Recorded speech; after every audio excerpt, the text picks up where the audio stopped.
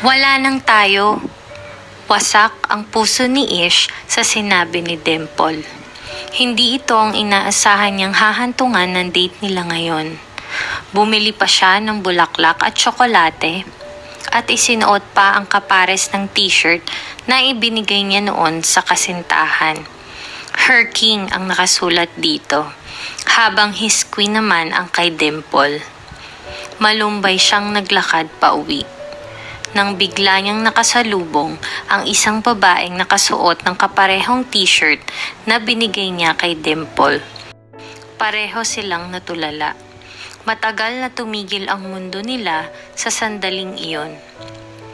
Hanggang sa magkapareho kami ng damit, Her King, wika ng katabing boyfriend ng babae.